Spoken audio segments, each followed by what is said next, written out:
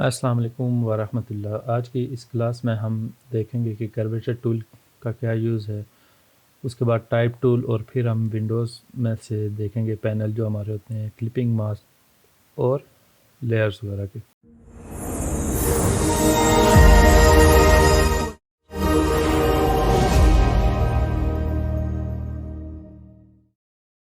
पिछली क्लास में हमने पेन टूल को पढ़ लिया था और ये इससे पहले वाली जितनी भी टूल्स हैं, magic wand tool, lasso tool, इनको हमने पढ़ लिया है। तो आज हम कर्वेचर टूल को देखते हैं कि इसका क्या यूज़ है। इसका बेसिक फंक्शन पेन टूल के जैसा ही है, लेकिन इसमें हम इसके ज़रिए हम ईज़िली कर्व टाइप लाइंस या शेप्स वगैरह ड्रा कर सकते हैं। मैं अगर यहाँ पे क्लिक करता हूँ, ये हमारा एक पॉइंट ऐड हो गया, एंकर पॉइंट ऐड हो गया।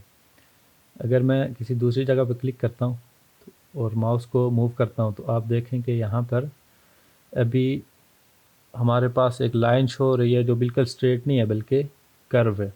इस तरीके से अगर मैं नेक्स्ट पॉइंट ऐड करता हूँ इस तरीके से, ये देखें अभी हमारे पास। और अगर मैं कोई सर्कल ड्रा करना चाहता हूँ,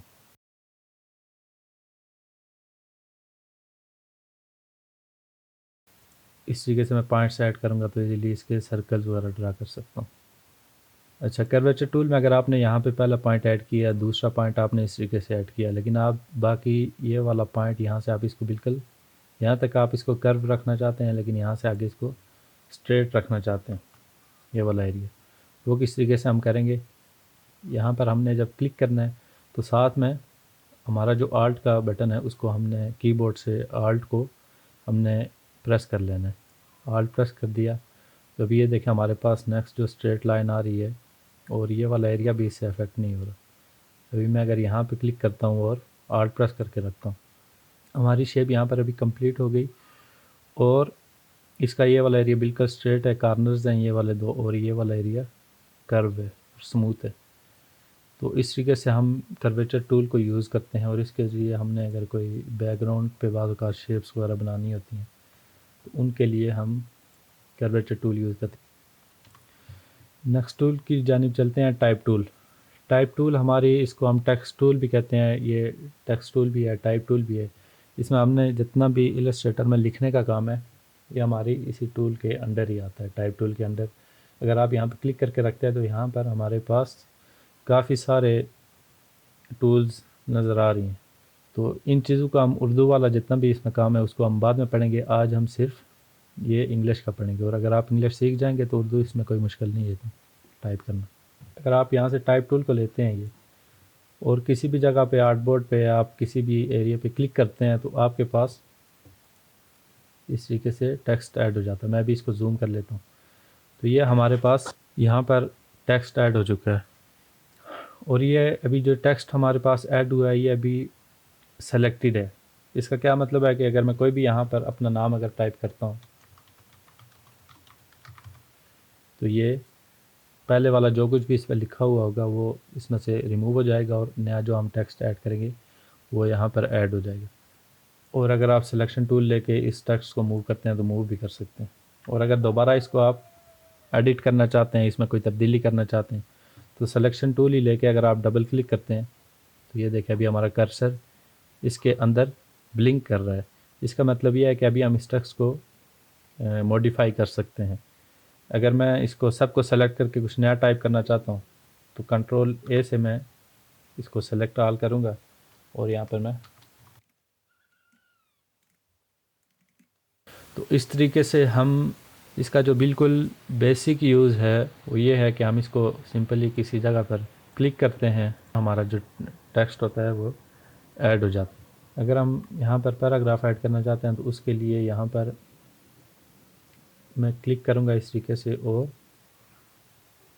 जितने एरिया में भी आपको पैराग्राफ चाहिए वो आप उतना एरिया सेलेक्ट करेंगे इस तरीके से और इसको की को जैसे ही छोड़ेंगे तो आपके पास ये एक इसमें डमी टेक्स्ट आ जाएगा और इस तरीके से ये हमारा पूरा पैराग्राफ बन चुका है। अच्छा, अभी हमारे पास ये देखें पैराग्राफ तो ऐड हो चुका है, लेकिन इसमें क्या है कि फ़ॉन्ट का साइज़ बहुत छोटा है। तो फ़ॉन्ट का साइज़ हमारा कहाँ से बड़ा होता है, ये वाला एरिया जो है यहाँ पर फ़ॉन्ट साइज़ है। यहाँ पर अगर आप इसमें क्लिक करके स्क्रॉल को व्हील अप करते हैं, यानी कि माउस का जो आपका व्हील है उसको आगे की तरफ इसको स्क्रॉल करते हैं, इस पैराग्राफ के अंदर जितना भी टेक्स्ट होगा उसका साइज़ बड़ा होना शुरू हो जाएगा। और अगर आप व्हील डाउन करते हैं तो टेक्स्ट का साइज़ छोटा होना शुरू हो जाएगा। और यही काम हम, ये वाला जो ड्रॉप डाउन एक एरो बना हुआ हमारे पास, यहाँ से आके रेडीमेड कुछ प्रीसेट वगैरह हैं, किसी भी साइज़ पे आप क्लिक करते हैं तो ये हमारे पास वही साइज़ आ जाता है। इस जगह पर हमारे पास है करैक्टर या फ़ॉन्ट वगैरह। फ़ॉन्ट क्या चीज़ है कि जैसे हम कोई भी चीज़ टाइप करते हैं, हमारी जो एक हैंड राइटिंग होती है, तो वही चीज़ कंप्यूटर में हम फ़ॉन्ट्स वगैरह के ज़रिए हासिल करते हैं कि हमने किसी भी टेक्स्ट का स्टाइल चेंज करना है, कोई भी राइटिंग उसकी चेंज करनी है, तो उसके लिए हम यहाँ से फ़ॉन्ट को तब्दील करते हैं। तो हमारा यहाँ पे एडोब अरबिक अभी फ़ॉन्ट लगा हुआ है, तो हम इसको चेंज करना चाहते हैं, कोई भी फ़ॉन्ट यहाँ से आप सेलेक्ट कर सकते हैं इस तरीके से। तो जो भी आप फ़ॉन्ट, हर फ़ॉन्ट का अपना कोई अलग स्टाइल होता है, उसमें अलग पिक्चर्स की शेप्स वगैरह अलग तरीके से उन्होंने डिज़ाइन की होती हैं। अच्छा, ये तो है हमारा बेसिक, हमने पैराग्राफ यहाँ पे ऐड किया। पैराग्राफ में अगर आपने इससे पहले कोई वर्ड प्रोसेसिंग सॉफ्टवेयर जैसे माइक्रोसॉफ्ट वर्ड है या उसके अलावा कोई भी वर्ड पैड आपने यूज़ किया है टाइपिंग के लिए अमूमन, तो उसमें अलाइनमेंट के भी ऑप्शंस होते हैं, जैसे left align, centre align, right align, फिर जस्टिफाई के ऑप्शंस वगैरह होते हैं। तो वो चीज़ें हमारे पास, मैं इस टेक्स्ट को सिलेक्ट कर दूंगा, वो चीज़ें पैराग्राफ के जितने भी ऑप्शंस हैं वो हमारे पास इस जगह पर मौजूद होते हैं। ये हमारे पास देखें यहाँ पर अभी यहाँ पे 3 ऑप्शंस नज़र आ रहे हैं। एक है अलाइन लेफ़्ट, सेंटर और राइट। तो अभी ये हमारे पास जो टेक्स्ट है ये लेफ़्ट पे अलाइन है, अगर मैं इसको सेंटर पे अलाइन करना चाहता हूँ तो इस तरीके से सेंटर अलाइन कर सकते हैं, और अगर राइट अलाइन करना चाहते हैं तो इस तरीके से राइट अलाइन कर सकते हैं।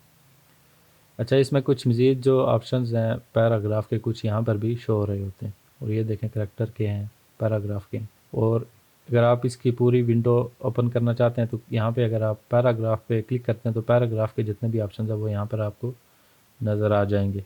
लेकिन अगर आपने पूरी इसकी विंडो ओपन करनी है उसके लिए हम कंट्रोल टी प्रेस करते हैं। कंट्रोल टी से हमारे पास पूरी करैक्टर, सबसे पहले करैक्टर्स का आ जाता है जिसमें हमारे पास फ़ॉन्ट और उसका साइज़ वगैरह, और उसमें से बाकी जो कुछ ऑप्शंस वगैरह है वो यहाँ पर है, ये चीज़ें आ जाती हैं। फिर हमारे पास पैराग्राफ के ऑप्शंस आ जाते हैं, और फिर ओपन टाइप टूल के कुछ ऑप्शंस वगैरह आते हैं।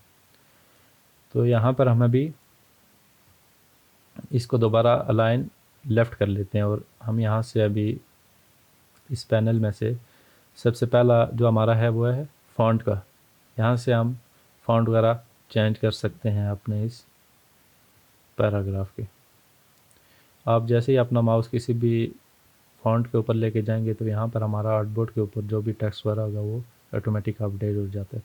तो अगर आपने वो फ़ॉन्ट अप्लाई करना है तो आप सिंपली उस फ़ॉन्ट पे क्लिक कर लेंगे तो वो फ़ॉन्ट हमारा यहाँ पर अप्लाई हो जाएगा इस तरीके से। अच्छा, नेक्स्ट अगर मैं यहाँ पर कोई भी, इसमें ये है इसका कि आपने कोई लाइट मूड में रखना है, इसको बहुत इटालिक रखना है, बोल्ड रखना है, तो ये चीज़ें हम यहाँ से इसकी कंट्रोल करते हैं। और हर फ़ॉन्ट के मुख्तलिफ होती हैं, बाज़ फ़ॉन्ट में सारे ऑप्शंस होते हैं, बाज़ में कम दिए होते हैं। तो ये फ़ॉन्ट के अपने अपने जो उन्होंने स्टाइल वगैरह बनाए होते हैं वो यहाँ से हम फ़ॉन्ट स्टाइल चेंज करते हैं। नेक्स्ट हमारा ये डबल टी का यहाँ पे एक आइकन बना हुआ है, और इसमें साथ ही हमारे पास अभी यहाँ पे कुछ साइज़ शो कर रहा है। तो ये हमारा फ़ॉन्ट का साइज़ है, यही वाला साइज़ है जो यहाँ पर शो हो रहा था। ये वाला साइज़ हम यहाँ से भी कंट्रोल कर सकते हैं, चेंज कर सकते हैं, कोई नया साइज़ रख सकते हैं। और नेक्स्ट तो हमारे पास है लीडिंग। लीडिंग को हम अगर MS ऑफिस वगैरह में आपने वर्ड यूज़ किया तो उसमें ये होता है लाइन स्पेसिंग, यहाँ पर इसका नाम लीडिंग है।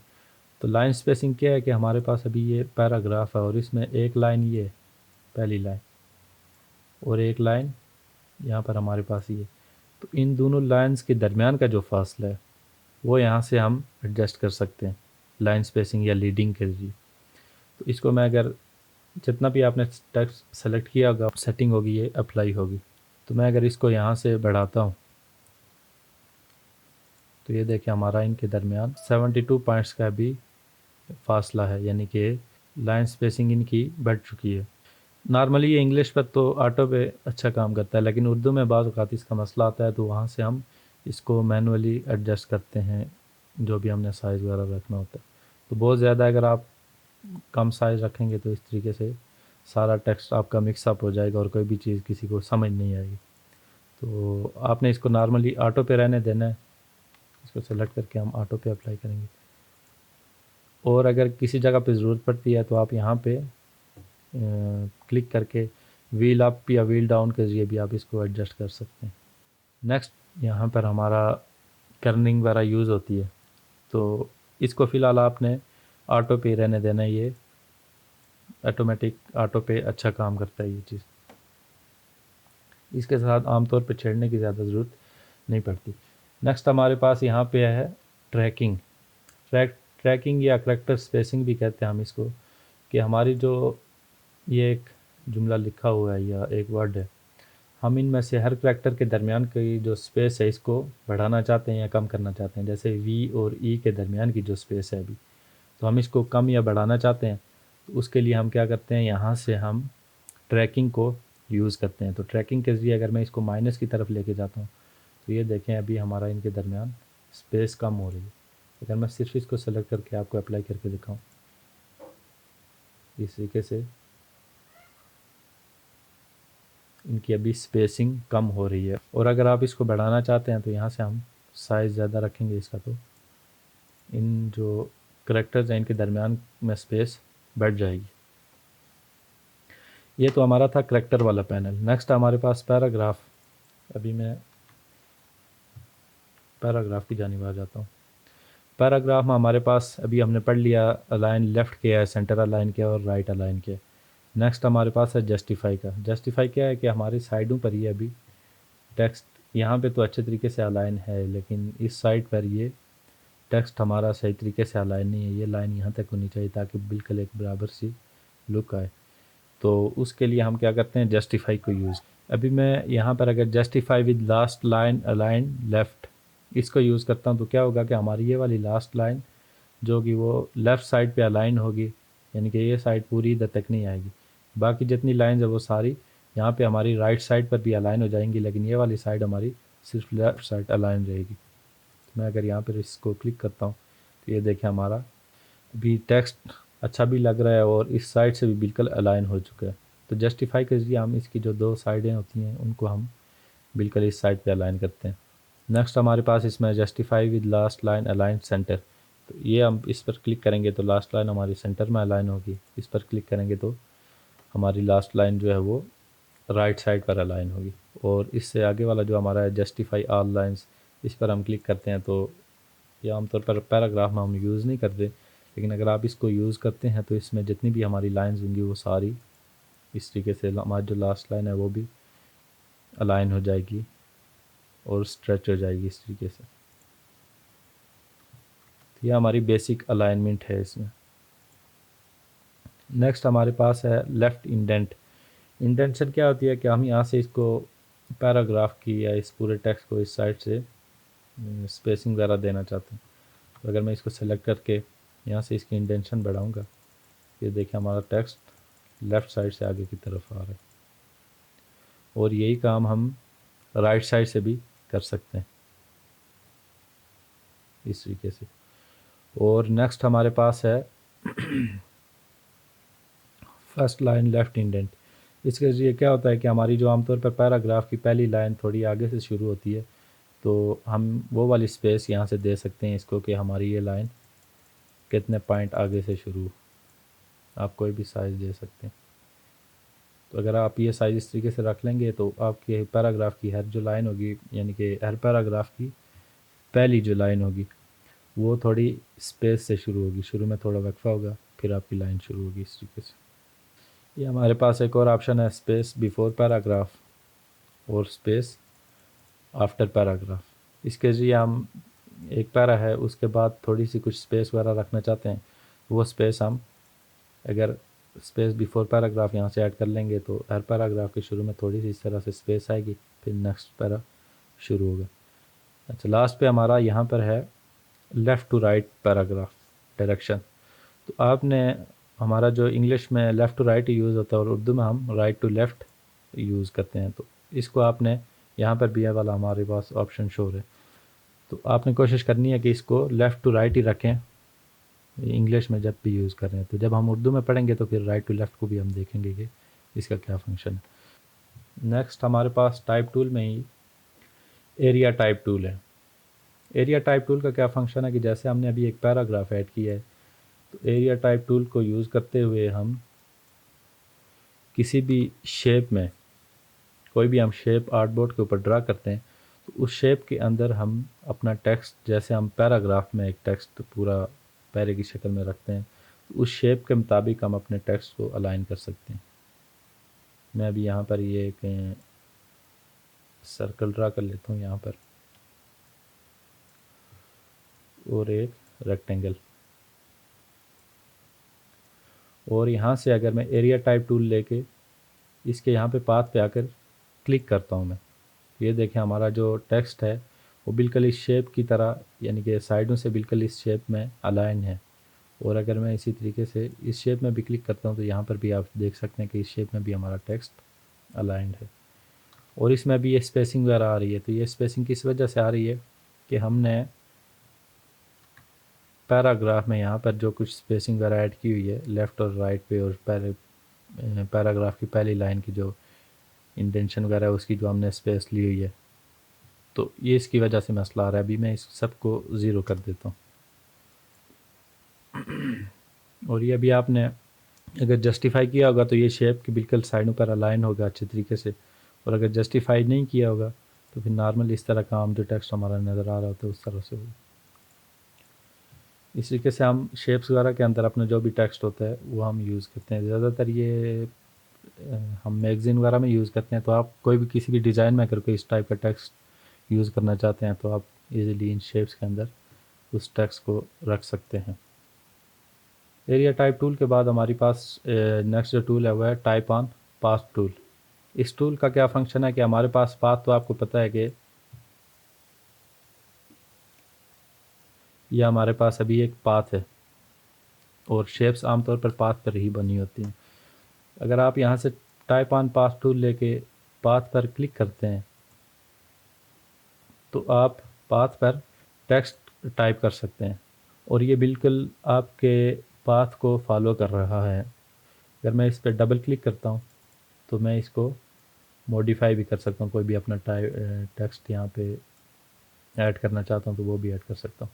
अच्छा, टाइप ऑन पाथ टूल का सबसे मज़ेदार जो चीज़ है वो ये है कि इसका हर करैक्टर जो है आपके पाथ की रोटेशन को फॉलो कर रहा है। ये देखिए अभी यहाँ से हमारी ये पाथ की लाइन कर्व है, तो ये हमारे जितने भी करैक्टर्स हैं वो उसके मुताबिक रोटेट हो रहे हैं। एल यहाँ पे इस तरीके से रोटेट है थोड़ा, एम, और इनके पाथ की रोटेशन को हमारे जो टेक्स्ट के करैक्टर्स वगैरह होते हैं वो फॉलो कर रहे होते हैं। तो हम अगर जो एम्बलम लोगोज़ वगैरह जो होते हैं, सर्कल टाइप लोगोज़ जो इस तरह के आमतौर पर स्कूलों कॉलेजेस वगैरह के बने होते हैं, तो उनके लिए हम टाइप ऑन पाथ टूल को यूज़ करते हैं। अगर मैं यहाँ पे क्लिक करता हूँ इस पर, तो इस तरीके से हम इस टाइप के लोगोज़ जो बनाते हैं तो उसमें ये टेक्स्ट ऐड कर सकते हैं। अगर आप यहाँ से डायरेक्ट सिलेक्शन टूल लेते हैं तो डायरेक्ट सिलेक्शन टूल लेने से क्या हुआ, यहाँ पे दो हैंडल नज़र आ रहे हैं और एक हैंडल यहाँ पर है। इस हैंडल के ज़रिए हम इसकी जो पोजीशन है, सेंटर पॉइंट कोई भी हम इसमें रखना चाहते हैं इस तरीके से वो हम रख सकते हैं, या इसको हमारा जो पाथ है उसकी आउटसाइड या इनर साइड पर अलाइन करना चाहते हैं तो इस वाले टूल के ज़रिए हम ये काम कर सकते हैं। अभी हमने इसकी इनर साइड पे अलाइन कर दिया इसको। अगर मैं लेफ़्ट क्लिक करके इसको आउट साइड पे रखना चाहता हूँ तो आउट साइड पे भी अलाइन कर सकता हूँ। और दूसरी जो चीज़ है ये हमारी इसकी लिमिटर्स हैं इसके, यानी कि अगर हम टेक्स्ट की लिमिट रखने चाहते हैं कि टेक्स्ट हमारा यहाँ से लेकर यहाँ तक ही शो हो पाथ के ऊपर, ये पूरा यहाँ तक शो ना हो, उसके लिए फिर हम यहाँ से, मैं इसको अगर ये जो जूम इन कर लेता हूँ पहले, और इस लिमिटर के ऊपर आप जैसे ही कर्सर को लेके जाएंगे तो ये हमारा भी चेंज हो रहा है इस तरीके से। तो इसके ज़रिए आप इसको मूव कर सकते हैं, इसकी लिमिट एडजस्ट कर सकते हैं। मैं अगर यहाँ से इसको अभी उठाऊँ, लेफ़्ट क्लिक कर रहा हूँ और इसको मैं यहाँ तक इस बराबर रखना चाहता हूँ, तो यहाँ से हमारा भी टेक्स्ट शुरू हो रहा है और यहाँ तक मैं रखना चाहता हूँ इसको उठाया मैंने और यहाँ पर एडजस्ट कर दिया। तो इस तरीके से हम लोगोज़ वगैरह के ऊपर कोई भी जो टेक्स्ट ऐड करना होता है वो टेक्स्ट ऐड कर सकते हैं। अभी अगर आप इसको चेंज करना चाहते हैं तो टेक्स्ट चेंज भी कर सकते हैं।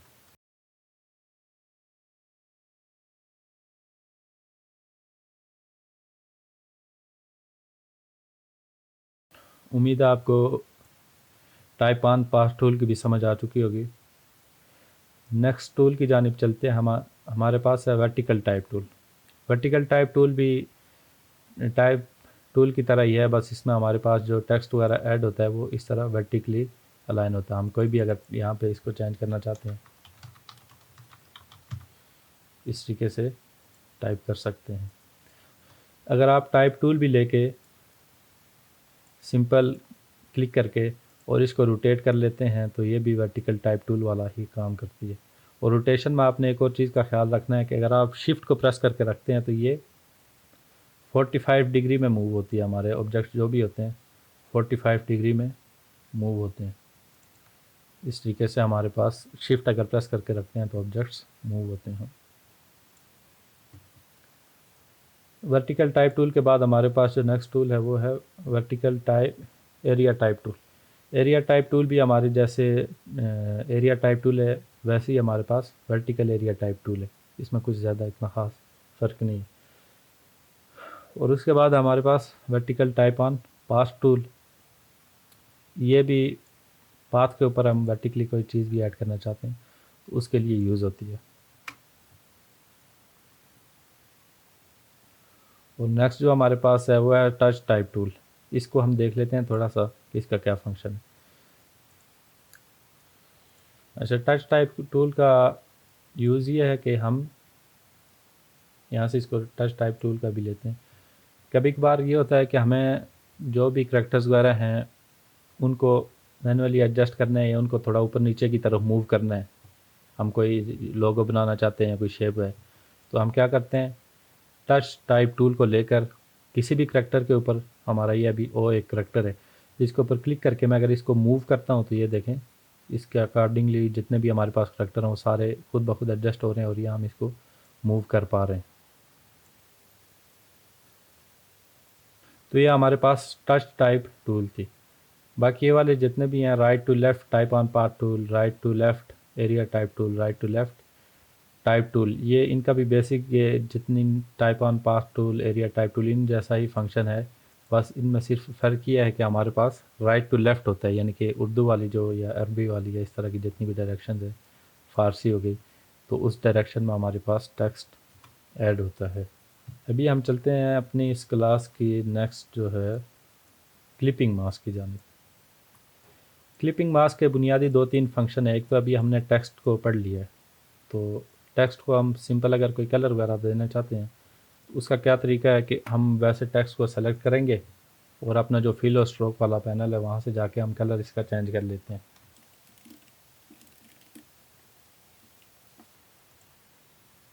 यहाँ से हम इसका कलर इजीली चेंज कर सकते हैं। लेकिन मैं इसमें अगर 2-3 कलर्स ऐड करना चाहता हूँ या मुख्तलिफ शेप्स में इसमें ऐड करना चाहता हूँ, जैसे मैं अगर यहाँ पर अच्छा, अब इस कार में मैं ये वाली कार टेक्स्ट के अंदर शो करना चाहता हूँ, उससे क्या होगा कि हमारा जो इस टेक्स्ट का कलर है वो रिमूव हो जाएगा और ये जितनी भी हमारे पास जो इमेज है वो टेक्स्ट का जितना भी एरिया है वहाँ पर वो इमेज हमारे पास शो होगी। क्लिपिंग मास्क के लिए ये समझ लें कि क्लिपिंग मास्क के लिए जिस चीज़ में आपने क्लिपिंग मास्क करना है वो फ्रंट पर होना ज़रूरी है। अभी मैं अगर यहाँ से क्लिक करके और इस तरीके से ड्रैग सिलेक्शन करके इन दोनों को सेलेक्ट कर लेता हूँ और यहाँ से राइट क्लिक करके मेक क्लिपिंग मास्क करता हूँ, तो अभी आप देखें कि हमारी जो इमेज थी वो इसमें क्लिप हो चुकी है। और अगर मैं यहाँ से इसको डबल क्लिक करके कार के टेक्स्ट को चेंज करना चाहूँ, इस तरीके से आप टेक्स्ट को चेंज भी कर सकते हैं और ये हमारी इमेज जो है वो इसमें कार की नज़र आ रही है। इस तरीके से हम बाज़ औक़ात क्लिपिंग मास्क का यूज़ करते हैं। ये तो एक है कि हम टेक्स्ट वगैरह में क्लिपिंग मास्क को यूज़ कर सकते हैं। और अगर आप इसको, ये हमारा मास्क है, यहाँ पर डबल क्लिक करके जाते हैं तो इसमें हम इस मास्क को एडजस्ट कर सकते हैं। अभी मैं इसको यहाँ से रिलीज़ क्लिपिंग मास्क अगर करूँगा तो हमारे पास ये इमेज जो थी वो वापस आ गई, इसका क्लिपिंग मास्क ख़त्म हो गया। अगर मैं इसी टेक्स्ट में, ये हमारे पास जो कार का टेक्स्ट है, इसमें कोई शेप्स के ज़रिए कलर्स ऐड करना चाहता हूँ तो वो काम भी हम कर सकते हैं।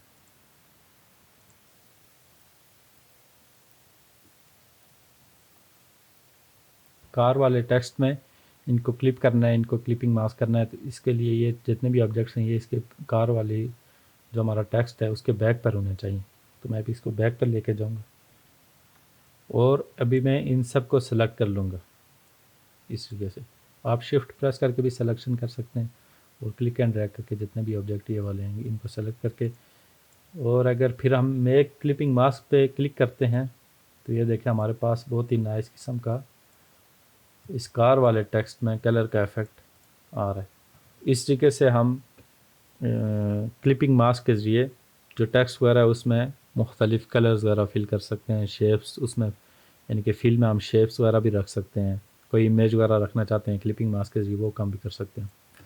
अच्छा, अभी हमारे पास ये एक कार की इमेज है और मैं इसको इस सर्कल के अंदर रखना चाहता हूँ, तो उसके लिए मैं इन दोनों को सेलेक्ट कर लूँगा। वैसे आमतौर पर ये जो हम फंक्शन यूज़ करते हैं इस तरह का सर्कल में, वो कोई किसी की किसी पर्सन की इमेज हो तो उसके लिए यूज़ करते हैं, लेकिन अभी मैं कार के लिए यूज़ कर रहा हूँ। मेक क्लिपिंग मास्क करेंगे तो इस तरह से हम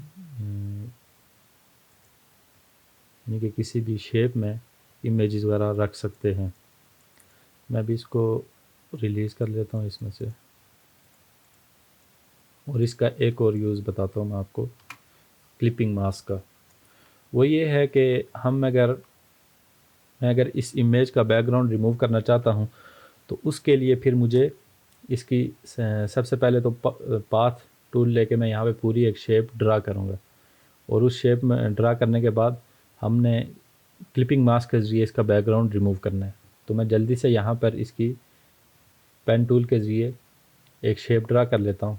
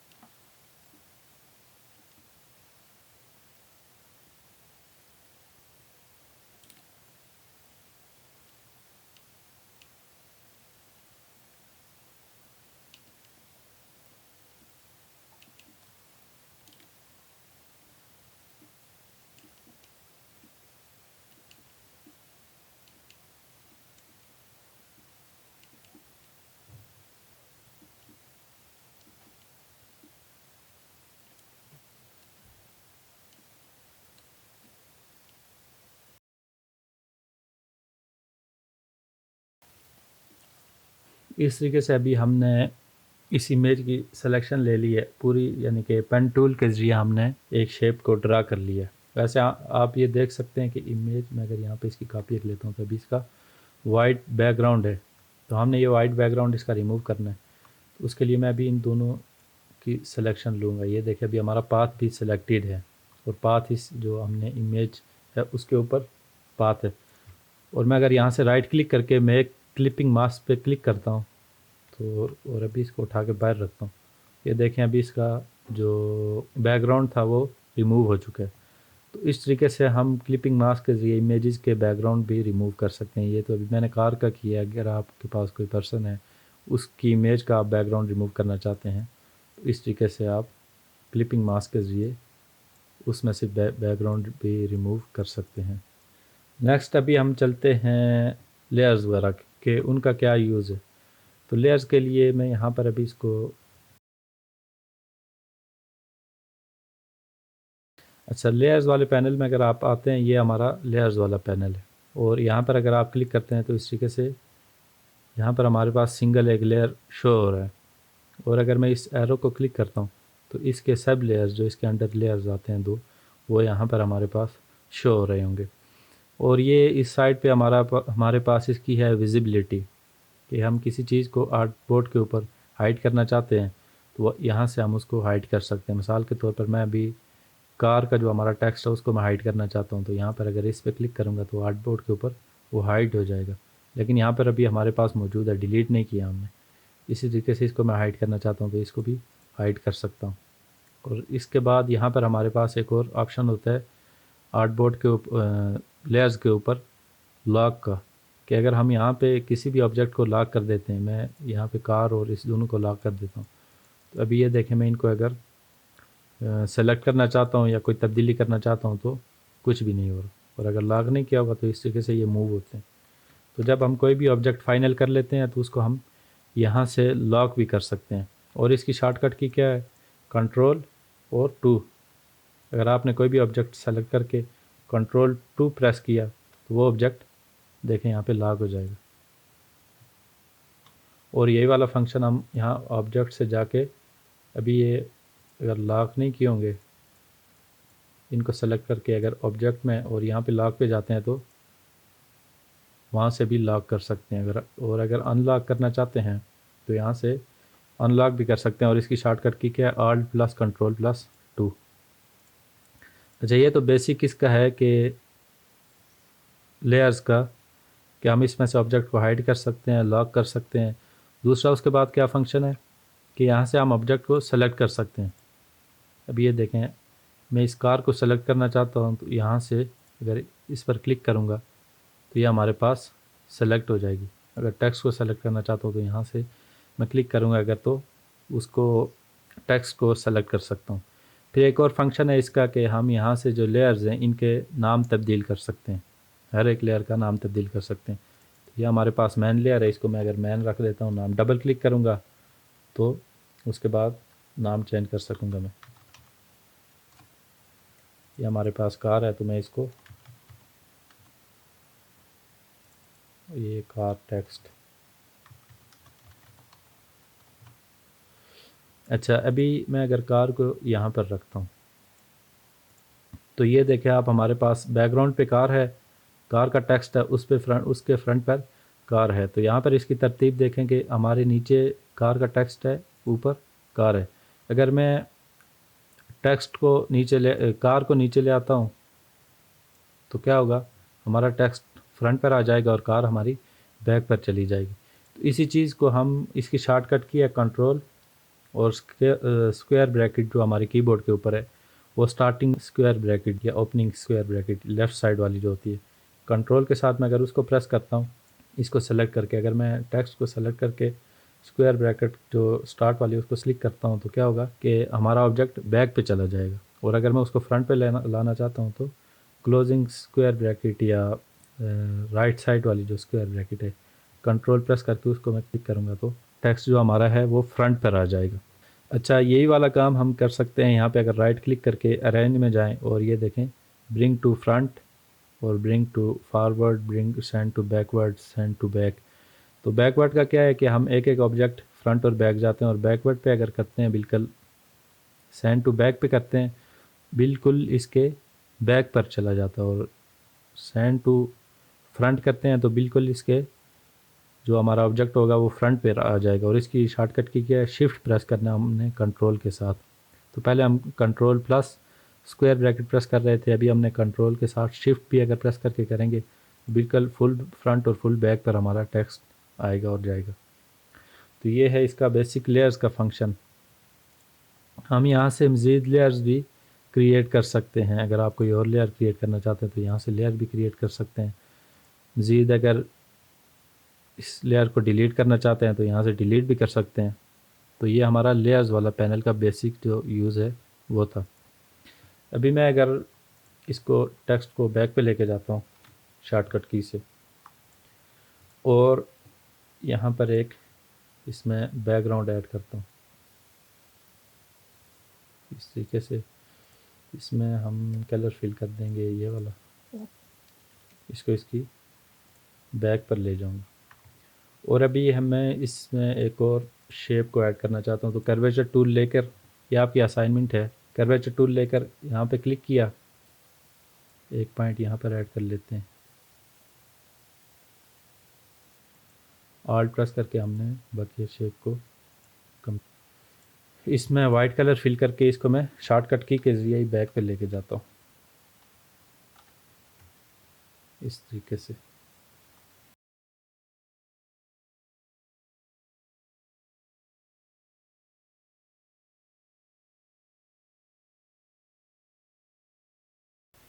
अच्छा, एक और चीज़ जो है कि अगर मैं यहाँ पर एक और लाइन ऐड करना चाहता हूँ, तो उसके लिए मैं क्या करूँगा, इसी ऑब्जेक्ट का एक और डुप्लिकेट ले लूँगा, इसमें कलर में कोई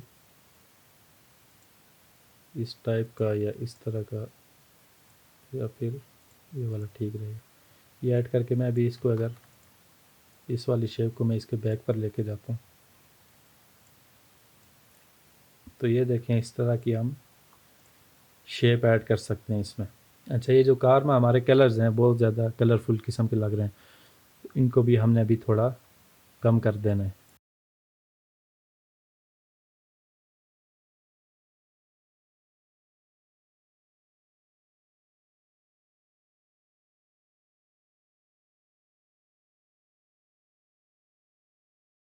अभी ये कुछ बेहतर लग रहा है इसका कलर। अच्छा, यहाँ पर हम एक और शेप ड्रा करके इसका कलर हम रख लेंगे, ये ठीक रहेगा। और इसमें हम टेक्स्ट ऐड कर लेंगे अपना।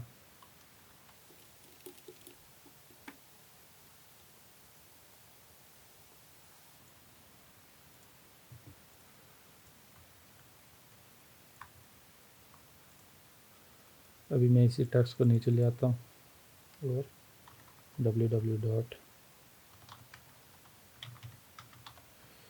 एक वेबसाइट का एड्रेस यहाँ पे ऐड कर लेते हैं। फॉन्ट हम लाइट रख के, तो यहाँ से करेक्टर स्पेसिंग बढ़ा देंगे।